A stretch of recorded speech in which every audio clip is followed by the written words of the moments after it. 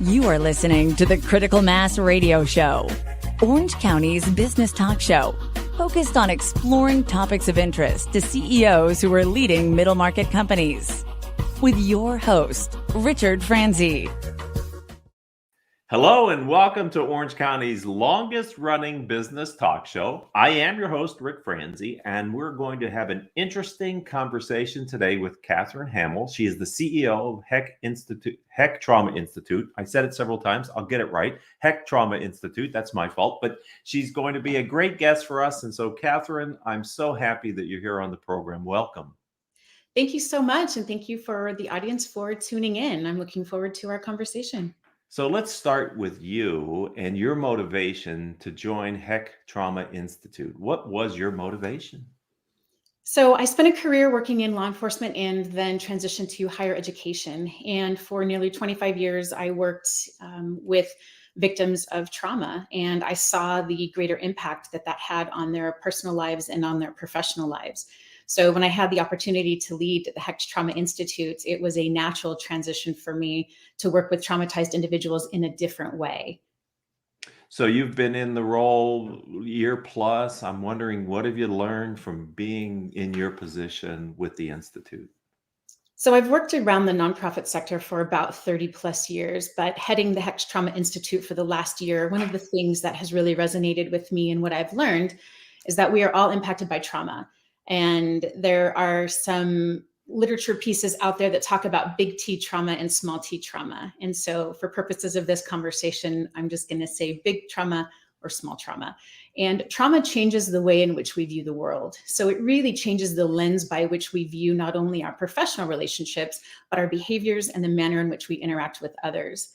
And how that bleeds over into the work environment, really for business leaders and business executives, it's incumbent upon us to understand how trauma impacts not only our clients, but our customers, our employees, our contractors, and our staff. And what are we doing to ensure that we are providing trauma-informed spaces and safe places for all of the folks that we interact with daily? So I'm going to back up just a little bit and ask you, in layperson's terms, can you define what you mean by the term trauma? Of course. So at the Hecht Trauma Institute, we define trauma as a deeply disturbing or distressing experience. Simply stated, layperson's terms, anything that could be potentially distressing on its face or something that is distressing over the long term. And then anything disturbing, prior to the show, we were having a conversation about the state of the community and the state of the world. And all you need to do is turn on the news to see all of the deeply disturbing events that are occurring across our nation. And those impact people in really deep ways. And it impacts the way that they look at the rest of the world. And it bleeds into how they interact with their family members, with their friends, with their significant others, and those that they work with.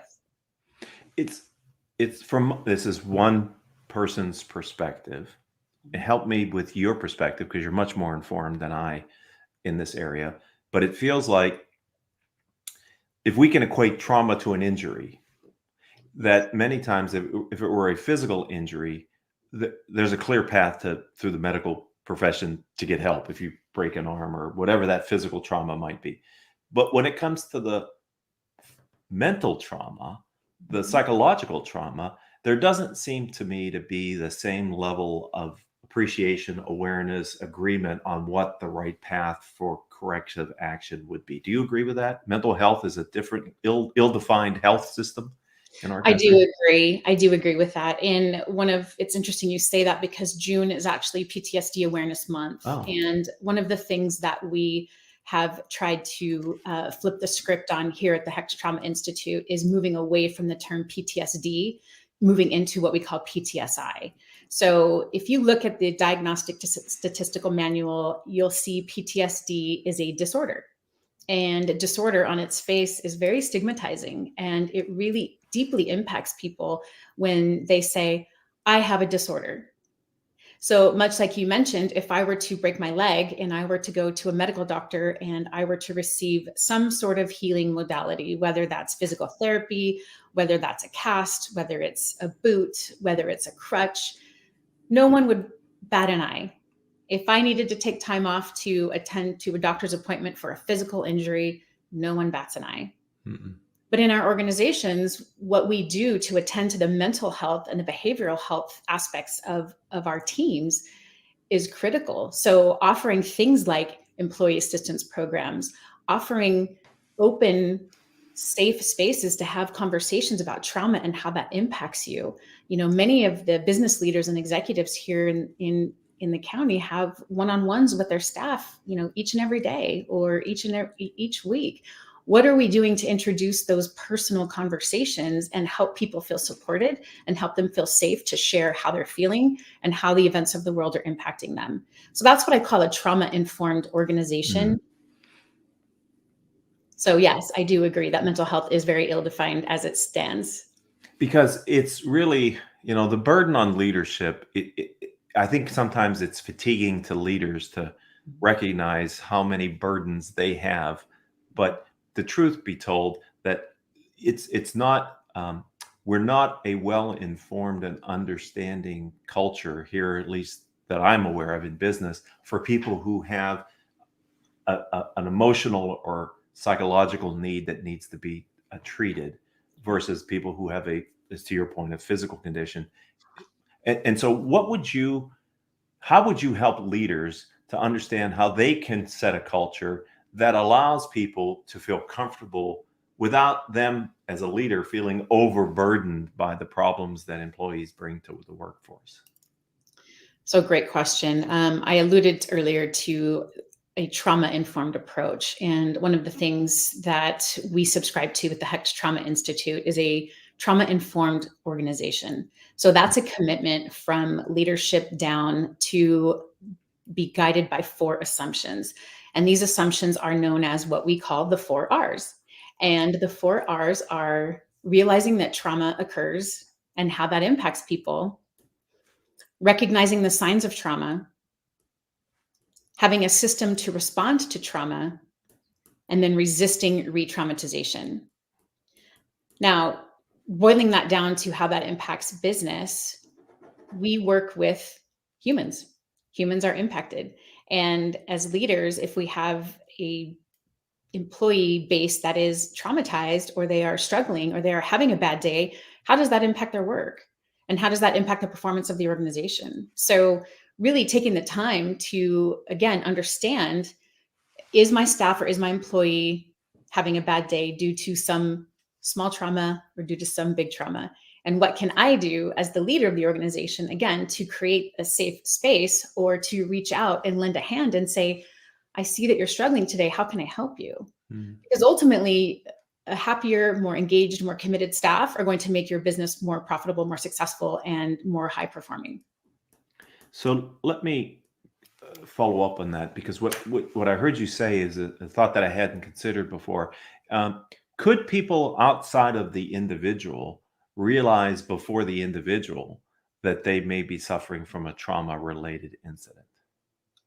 Absolutely. Okay. And you see that in discipline issues within the workplace.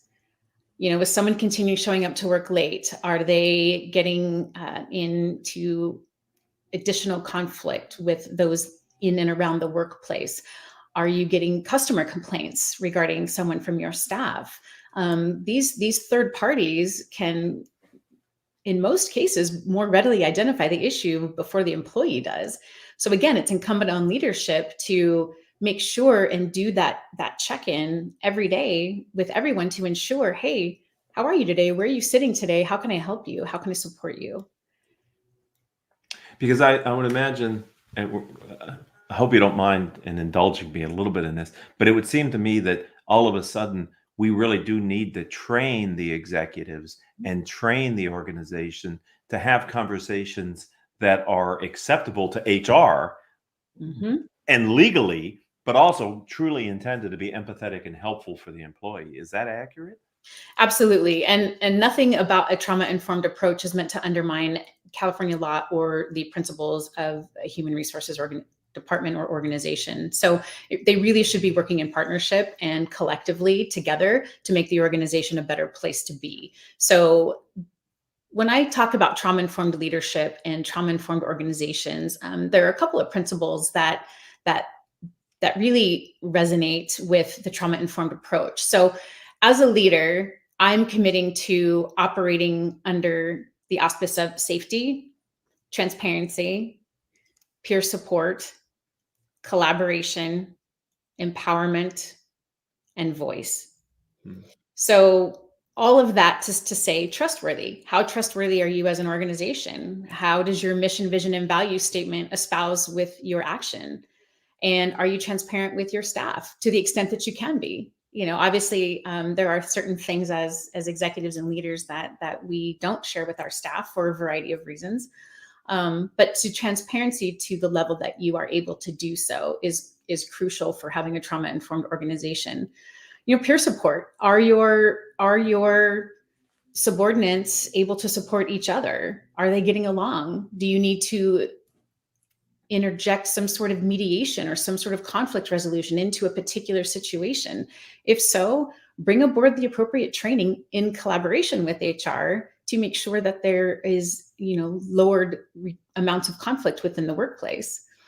And collaboration. Are we collaborating with not only our staff, but our clients, with our vendors, with others who have an impact on our businesses? And are we empowering them with the autonomy to make decisions that need to be made? And are they having a voice in the organization? Are we, democratic, or are we autocratic? And it really depends on the culture of the organization, but it's really together, these fundamental principles create a work environment that really respects everyone's experience, but then also allows us as leaders to reduce incidents of re-traumatization if we are doing something that is traumatizing those that we work with and for. So thank you. Let's talk a little bit about the Institute and exactly the role that you and your Institute play in helping trauma-informed executives and leadership. Absolutely. So the Hecht Trauma Institute is a California nonprofit, and we provide education, information, and services to support and empower persons affected by trauma.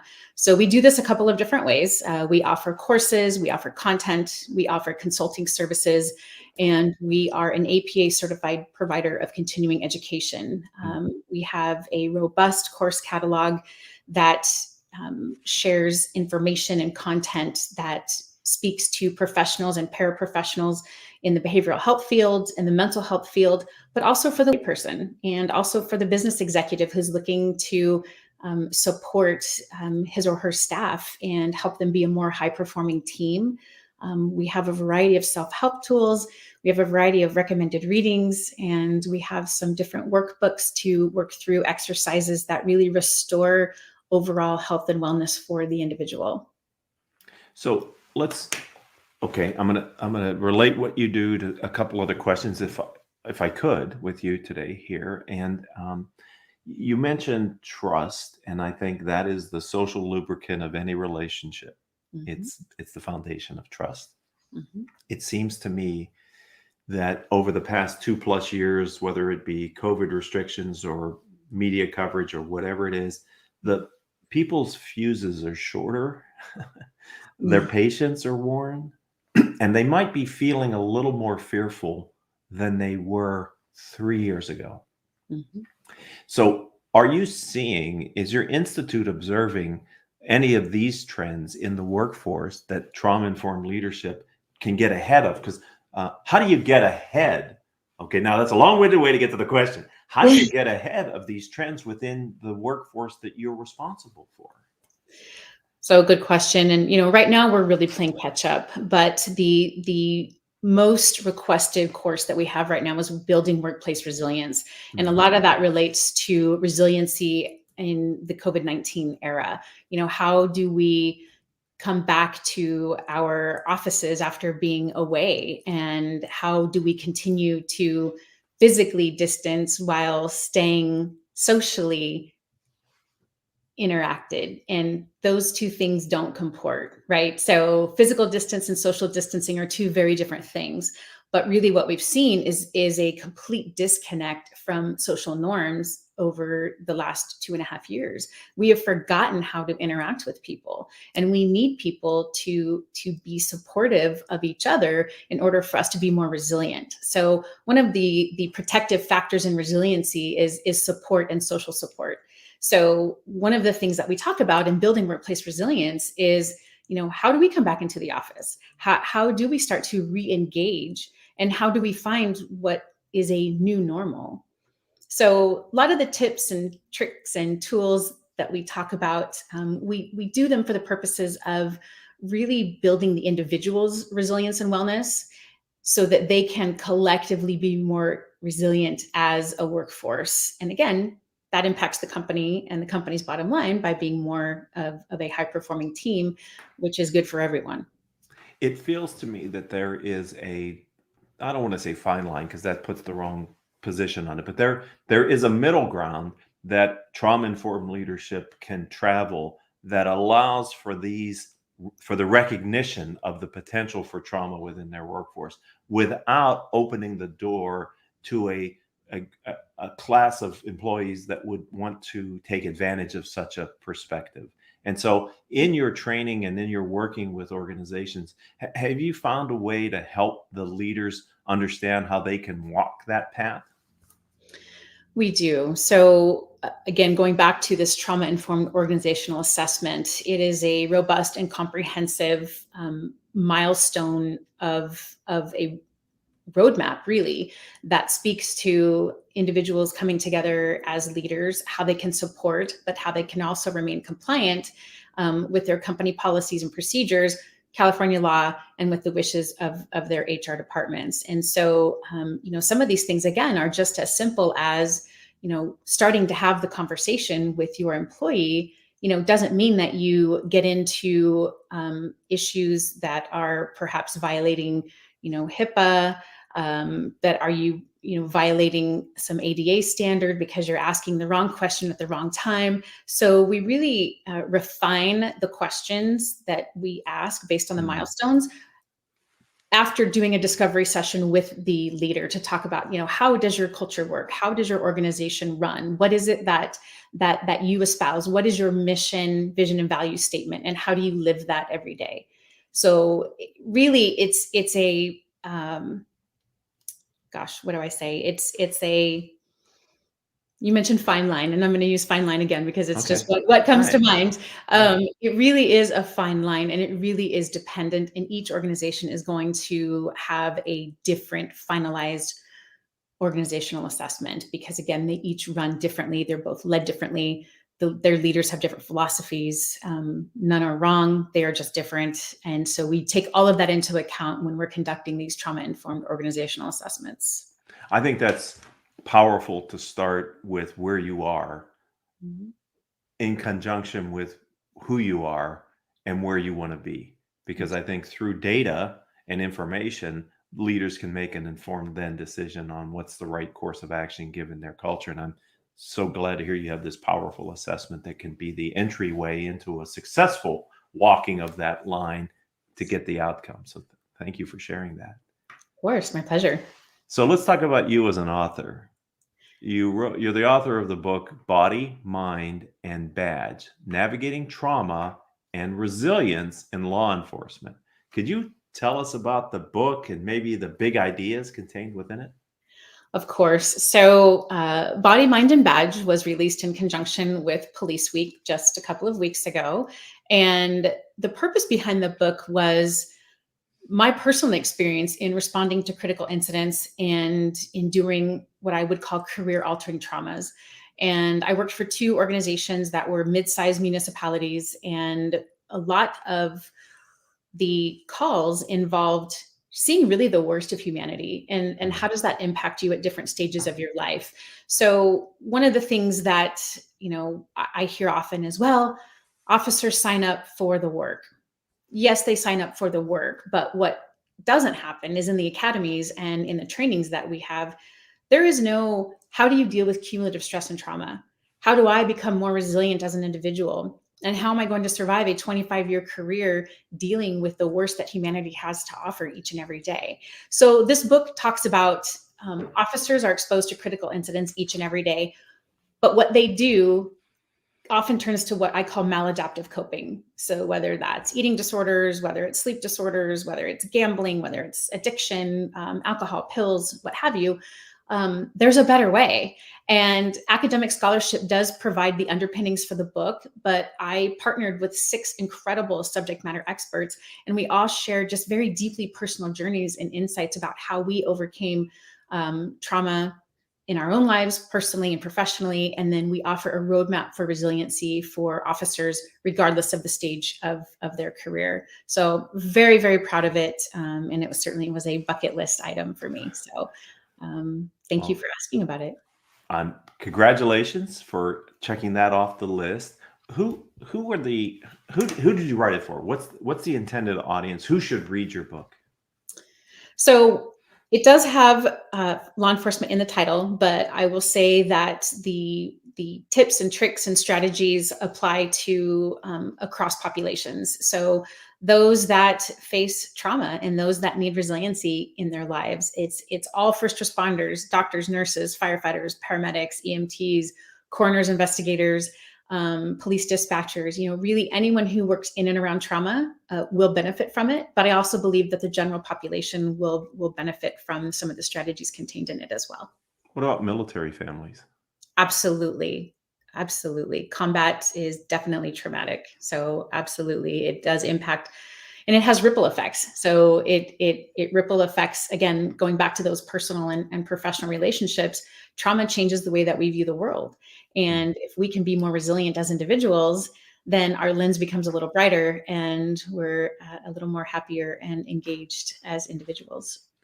What about families who have a family member who is in the prison system? The people who maybe have a son or a daughter or a cousin or a brother or somebody who committed a violent act, and Sure. I would think they would be traumatized by the fact that somebody that they love was able to commit such a heinous act. Absolutely. And again, resiliency knows no bounds. And once you learn the strategies for becoming more resilient, once you identify what your social supports are, then again, you will be a happier, more resilient individual. So I would say it definitely applies across the spectrum. So while the title may feel like it's developed for a very specific group of people, the potential of people who could benefit from reading it is much wider. Absolutely. And how do people find your book? It is on Amazon, and I will be happy to provide that link. Okay, we will do that. So let's move on, Kathryn, to ask you, how do you get insight from other business leaders, entrepreneurs, leaders of nonprofits, so that you can lead your institute and keep it kind of current and relevant in the marketplace? So I am committed to lifelong learning. I view myself as a lifelong student, and I never want to just really steer away from that or to shy away from that. I believe that we should learn something new each and every day.